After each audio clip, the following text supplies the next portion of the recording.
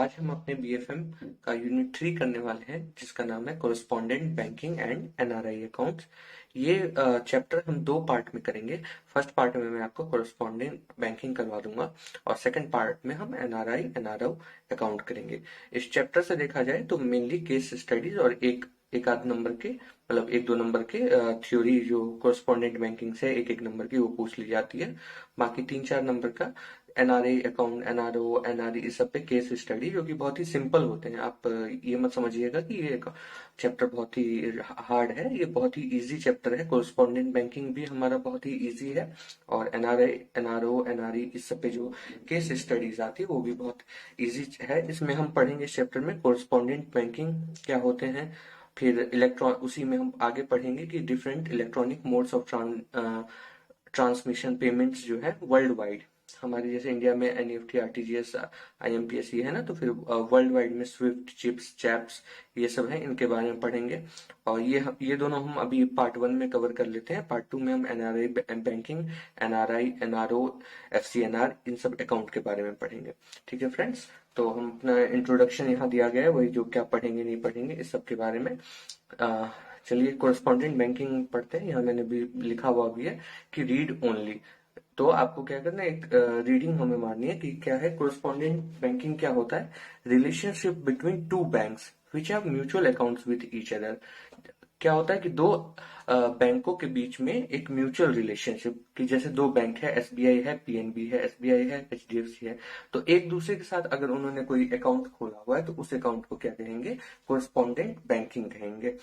अब बस ये कोरेस्पोंडेंट बैंकिंग इतना तक ही नहीं है कि आप दो बैंकों के बीच में अकाउंट तक ही सीमित नहीं है। इसमें क्या लिखा हुआ है, however in a larger sense this means a relationship and servicing of banking needs as agents without having account relationship also. तो जरूरी नहीं है कि सभी केसेस में कि अकाउंट रहे ही एक दूसरे के साथ। कभी कभी क्या होता है, एज दूसरे बैंक्स एज एजेंट्स भी कुछ कुछ काम करते हैं जिनका अकाउंट नहीं है। जैसे मान लीजिए यहाँ पे एसबीआई है, फॉरेन में अमेरिकन बैंक है, सिटी बैंक है, तो जरूरी ये भी हो सकता है कि क्या कहते हैं दोनों का एक दूसरे में हो या एक का किसी दूसरे में हो, या ऐसा हो सकता है कि किसी का किसी में ना हो और दोनों एक दूसरे को एज एजेंट कुछ सर्विसेज प्रोवाइड करें। ठीक है, तो ये भी हो सकता है। तो ये सब किस में आ जाता है, कोरेस्पोंडेंट बैंकिंग में आ जाता है। बहुत ही इजी है, कुछ ज्यादा टेंशन लेने वाली बात नहीं है।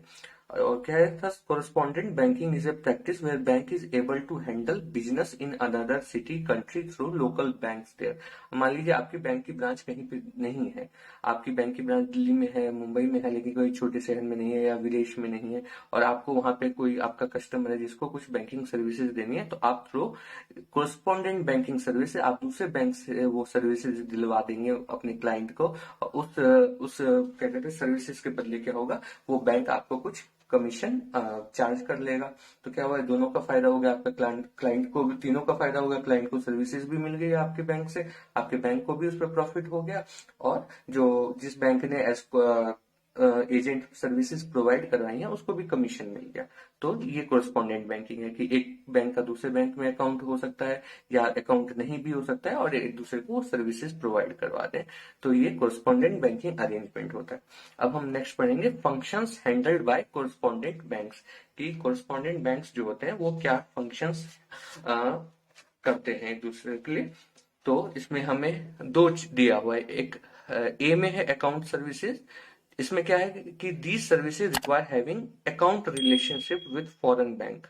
तो अगर हमारे जैसे यहाँ पे एसबीआई है, पीएनबी है, एचडीएफसी आईसीआई है, जो हमारे लोकल इंडियन बैंक्स हैं, उसका अगर बाहर कहीं पे अकाउंट है, ठीक है, बाहर किसी बैंक में, अमेरिकन बैंक में, डच बैंक में, सिटी बैंक में कहीं अकाउंट है, या उनका हमारे यहाँ है, मान लीजिए बाहरी मतलब अकाउंट रिलेशनशिप है अगर दो बैंकों के बीच में, तो क्या सर्विसेज प्रोवाइड करते हैं अंडर कोरेस्पोंडेंट बैंकिंग, तो ये हम अभी पढ़ेंगे। और दूसरा क्या दिया हुआ है कि कुछ सर्विसेज जहां पे अकाउंट रिलेशनशिप की जरूरत नहीं है, और एज एजेंट जैसे भी हमने पढ़ा ना कि एज एजेंट भी कुछ सर्विसेज प्रोवाइड करते हैं, कमीशन चार्ज करते हैं, तो वो अभी हम बी में पढ़ेंगे। तो चलिए ए में देखते हैं कि क्या है। The services require having account relationship. जब मान लीजिए फॉरेन बैंक में आपका कोई अकाउंट है, नॉस्ट्रो अकाउंट होता है ना, जैसे आपके बैंक का फॉरेन में आपने फॉरेन करेंसी में अकाउंट खुलवा रखा है आपके बैंक ने, नॉस्ट्रो अकाउंट होगा, अभी हम ये यहाँ पे पढ़ेंगे भी। तो क्या क्या सर्विसेज प्रोवाइड करता है।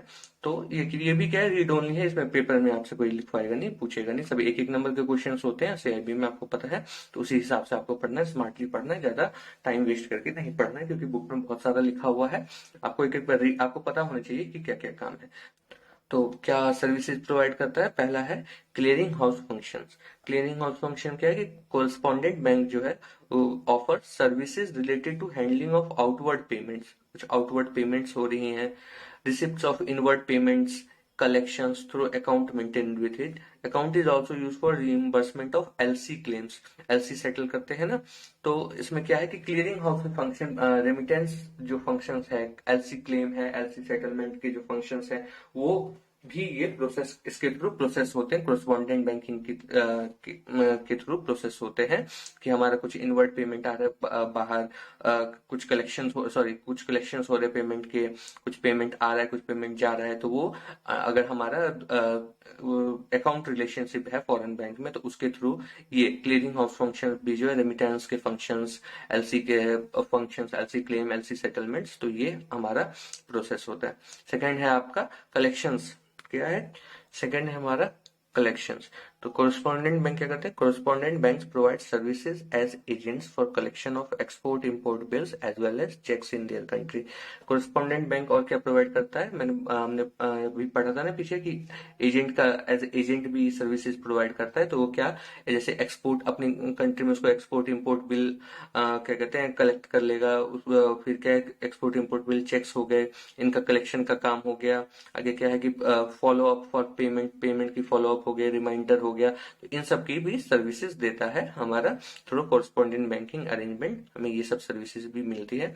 ये आपको बस एक बार आप रीड कर, मतलब रीड क्या, आप एक बार बस जान लीजिए कि क्या क्या है, इसमें से पूछता नहीं है वैसे। पेमेंट्स का पेमेंट दिया हुआ, correspondent bank handles and executes all payment instructions of client bank by debiting to account maintained with it. Payment का काम करता है, the payment could be interbank payment for settlement of forex deal और customer payment for import of good. तो customer payment भी handle करता है और इंटरबैंक पेमेंट भी हैंडल करता है हमारा ये।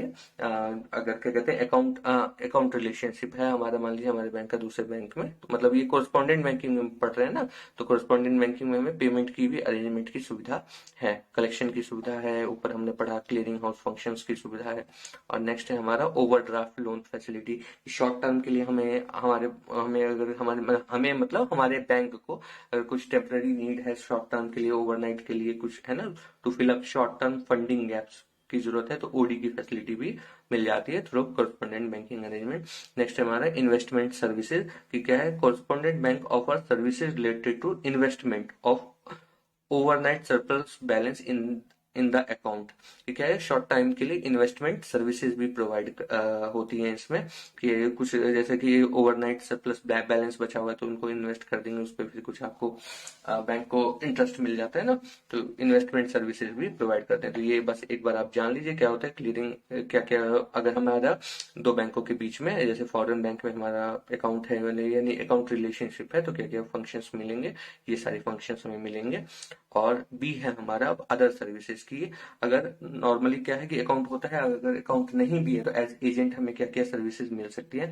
तो फर्स्ट है हमारा लेटर ऑफ क्रेडिट एडवाइजिंग। क्या होता है कि कोई भी bank through correspondent banking arrangement ये सब सर्विसेज भी प्रोवाइड करता है, उस पर कुछ नॉमिनल चार्जेस अपना जो भी उनका है वो चार्जेस चार्ज करता है। तो पहला क्या है, कौन कौन सी सर्विसेज प्रोवाइड करता है, तो एलसी एडवाइजिंग, मतलब क्या कहते हैं कि एज ए एडवाइजिंग बैंक काम करता है, कि एलसी एडवाइज करता है। सेकंड है आपका, ये भी आप पढ़ लीजिए बस एक बार, एलसी की कंफर्मेशन देनी होती है, तो होता है ना कि कंफर्मिंग बैंक होता है, कि मान लीजिए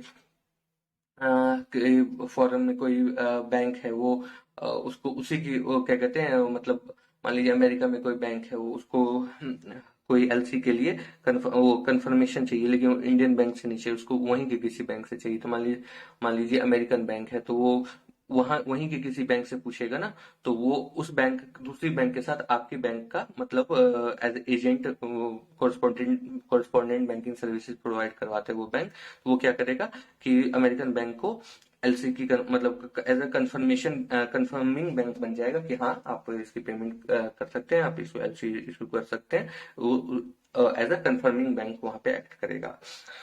नेक्स्ट हमारा बैंकर्स एक्सेप्टेंस। एक्सेप्टेंस का भी काम होता है issue of guarantee, bid bond performance. Foreign exchange की सर्विसेज प्रोवाइड करता है इंक्लूडिंग डेरिवेटिव प्रोडक्ट। अभी डेरिवेटिव प्रोडक्ट्स भी हमने पढ़ा था ना कि क्या होता है कि डेरिवेटिव प्रोडक्ट क्या होता है, tool tool for to mitigate forex market operation में, जो फॉरेक्स मार्केट ऑपरेशन में जो रिस्क होते हैं उसको मिटिगेट कम करने के लिए जो टूल्स होते हैं, तो वो क्या होते हैं, डेरिवेटिव प्रोडक्ट्स होते हैं, तो वो भी प्रोवाइड करता है। कस्टोडियल सर्विसेज प्रोवाइड करता है। Referrals and credit reports provide करता है फॉरेन पार्टी की। आपको तो नहीं पता ना कि क्या कहते हैं ये कैसी पार्टी है, तो उसकी उनकी क्रेडिट रिपोर्ट्स प्रोवाइड कर सकता है। Services related to overnight investment, अभी आपने पढ़ा ऊपर में, ओवरनाइट सरप्लस फंड है अगर आपके बैंक के पास, तो ओवरनाइट इन्वेस्टमेंट भी करता है। नेक्स्ट है other fund. Other fund raising services like placement of shares, bonds. ये भी करता है। ट्रेनिंग और सेमिनार्स अरेंज करता है on topics on latest developments. ठीक है। तो ये सारी चीजें हमने पढ़ी कि कॉरस्पॉन्डेंट बैंकिंग में कौन कौन सी सर्विसेज मिलती है। नेक्स्ट हमारा है बैंक अकाउंट्स। तो बैंक अकाउंट्स में मेनली क्या है, यहाँ पे तीन टाइप के बैंक अकाउंट्स दे रखे हैं। ये है नॉस्ट्रो, वॉस्ट्रो, चार टाइप के हैं, लॉरो और मिरर अकाउंट। तो नॉस्ट्रो अकाउंट क्या है, ये तीन आप काफियों को पता भी होंगे, और एक बार सबको पता ही होते हैं, एक बार बस हम रिवाइज कर लेते हैं क्या होते हैं। नॉस्ट्रो अकाउंट का शॉर्टकट में दिया अवर अकाउंट विथ यू, हिंदी में भी मैंने लिख दिया क्या है, हमारा अकाउंट तुम्हारे पास। Vostro your account with us, यानी तुम्हारा अकाउंट हमारे पास। और लॉरो अकाउंट उसका अकाउंट उनके पास। हम भी जब आपको याद होगा हिंदी पढ़ते थे तो हम क्या पढ़ते थे, मैं, हम तुम और वो, हम तुम और वो पढ़ते ना। तो ऑनोस्ट्रो हो गया कि हमारा, हमारा कहने का मतलब यानी अपना इंडियन बैंक कोई। ठीक है। तो इंडिया के बैंक का कोई अकाउंट, जैसे एसबीआई है, पीएनबी है, एचडीएफसी है, उनका बाहर में अगर अकाउंट खोलना है, जैसे एग्जांपल दिया एसबीआई का है मुंबई में, maintaining A USD account with city bank New York. मतलब एसबीआई ने क्या किया है, न्यूयॉर्क में सिटी बैंक जो है उसमें US dollar account, USD account खुलवाया है वहां पे। तो वो क्या होगा कि एसबीआई का अकाउंट सिटी के पास है, बाहर है, तो हमारा अकाउंट यानी हमारे देश का हुआ ना। तो एसबीआई तो हमारे देश का है, तो हमारा अकाउंट अगर तुम्हारे पास है, मतलब बाहर वाले के पास है, हमारा अकाउंट अगर बाहर है तो नॉस्ट्रो हो गया। ये इसको इंग्लिश में भी आप ये शॉर्ट में आप याद रखिए, आगे कभी एक नंबर में ये आता है कि कुछ कुछ चीजों में। तो अवर अकाउंट विथ यू है, हमारा अकाउंट आपके पास है ना, अवर अकाउंट विथ यू, यानी हमारा इंडियन कोई अकाउंट, हमारे इंडियन बैंक का कोई अकाउंट बाहर वालों के पास होगा, तो नॉस्ट्रो हो गया। पोस्ट्रो इसका ठीक उल्टा हो गया, योर अकाउंट विथ अस, बाहर वाली कोई कंट्री का बैंक का कोई अकाउंट हमारे बैंक में होगा, हमारी करेंसी में यानी रुपीज में हो गया, तो वॉस्ट्रो हो गया। और लॉरो क्या हो गया कि तीन बैंक हैं, जैसे एसबीआई हो गया और सिटी हो गया, और यहाँ अमेरिकन एग्जाम्पल दिया हुआ है। तो क्या हुआ कि उसका इसका क्या होता है, लॉरो अकाउंट का क्या होता है, देयर अकाउंट विथ देम। तो क्या कह रहे हैं कि जैसे सिटी बैंक, मतलब एक बैंक बताएगा कि दूसरे बैंक का अकाउंट तीसरे बैंक में है, तो ये हो गया लॉरो। जैसे सिटी बैंक बताएगा कि अमेरिकन एक्सप्रेस का रुपी अकाउंट है एसबीआई में, एसबीआई मुंबई में। तो क्या हुआ, इसमें दो पार्टी होती थी ना, या तो हमारा अकाउंट तुम्हारे पास होगा या तुम्हारा हमारे पास होगा, लेकिन इसमें थर्ड पार्टी भी है कि एक जगह कह रहे थे, जैसे हम वही मैं हिंदी में कह रहा था कि होता है ना मैं तुम और वो, तो वैसे वो ये वो वाला केस है कि सिटी बैंक इसमें जैसे बता रहा है कि अमेरिकन बैंक का जो अकाउंट है वो एसबीआई मुंबई है, एसबीआई बताएगा कि सिटी बैंक का अकाउंट जो है वो अमेरिकन एक्सप्रेस में है। तो इसमें क्या है कि it refers to accounts of other banks, their account with them, इनका ये याद कर लीजिएगा, देयर अकाउंट विद देम होता है इसका शॉर्ट की, there account with them.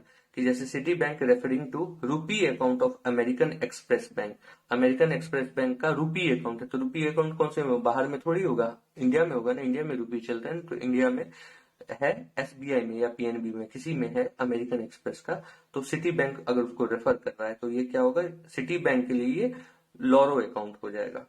American express का जो रुपी अकाउंट है एसबीआई में वो लॉरो अकाउंट हो जाएगा।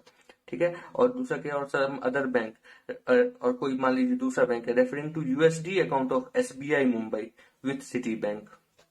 मान लीजिए एसबीआई ने सिटी बैंक में खोल लिया यूएस डॉलर अकाउंट, नॉस्ट्रो खोल लिया, तो एसबीआई ने खोल लिया मान लीजिए सिटी बैंक में नॉस्ट्रो अकाउंट। ठीक है, और एक तीसरी बैंक है मान लीजिए डॉच बैंक है या आपकी अमेरिकन है, अमेरिकन अमेरिकन को ये बैंक है ना, तो अमेरिकन एक्सप्रेस बैंक है। तो एसबीआई ने सिटी बैंक में यूएस डॉलर अकाउंट खोल लिया, तो इसके लिए तो ये यहाँ से क्या हो गया, नॉस्ट्रो अकाउंट का रिलेशनशिप हो गया। लेकिन अमेरिकन एक्सप्रेस के लिए क्या हो गया, ये लॉरो अकाउंट का रिलेशनशिप हो गया, क्योंकि ये इन दोनों के बीच रिलेशन है, ये इन दोनों को रेफर कर रहा है ना, मतलब बता रहा है। इसका इनका अमेरिकन का तो डायरेक्ट इससे कोई रिलेशनशिप नहीं है, ना एसबीआई से ना सिटी से। तो ये इस टाइप के अकाउंट कौन से होते हैं, लॉरो अकाउंट होते हैं। Loro is an Italian word which may literally means their, उनका। ठीक है, तो ये हो गया हमारा, ये हो गया तुम्हारा, ये हो गया उनका। हमारा अकाउंट तुम्हारे पास, तुम्हारा अकाउंट, हमारा अकाउंट तुम्हारे पास, तुम्हारा अकाउंट हमारे पास, और उन उसका अकाउंट उनके पास, ना हमारा ना तुम्हारा, उसका उसका अकाउंट उनके पास।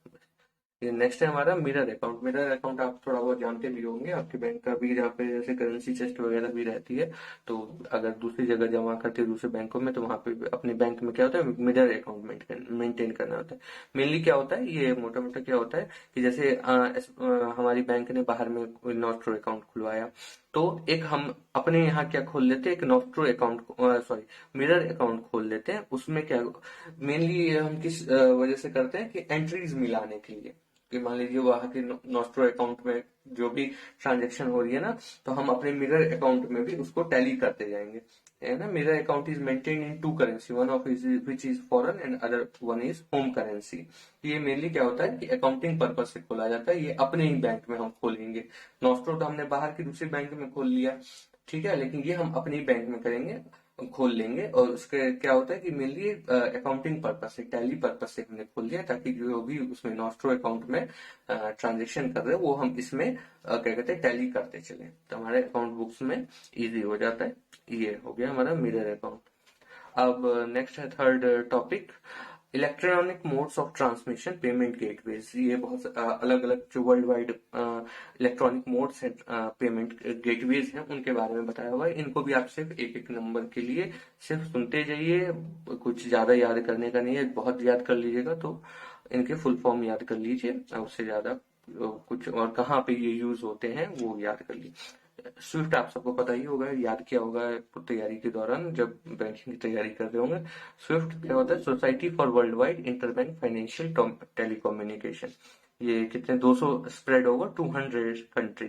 ये क्या है कि बैंकों का एक, this is a cooperative society owned by member banks, member banks का एक कोऑपरेटिव सोसाइटी है, ठीक है, providing secure telecommunication and one point contact with more than 11,000 financial institution. ये क्या काम करता है कि एक सिक्योर टेली बैंकों के बीच, फाइनेंशियल इंस्टीट्यूशन के बीच सिक्योर टेलीकम्युनिकेशन का काम करता है, उसका एक गेटवे प्रोवाइड करता है। तो स्विफ्ट हो गया ये society for world wide interbank financial telecommunication, ठीक है। और इसमें क्या और थोड़ा बताया गया कि क्या होता है ये, द सिस्टम है बिल्ट इन सिक्योरिटी सिस्टम। कौन सा सिक्योरिटी सिस्टम, बाइलेटरल की एक्सचेंज, मतलब दोनों के पास एक कहते हैं की है, मतलब वो की क्या होता है, कोड होता है कि दोनों एक दूसरे से जो दो बैंक्स है जो आपस में पेमेंट सेटल कर रहे हैं, तो जो एक भेज रहा है एक ले रहा है, दोनों के पास एक एक क्या है कि पासवर्ड टाइप का है, तो जो एक दूसरे से शेयर करेंगे तो फिर वो ट्रांजेक्शन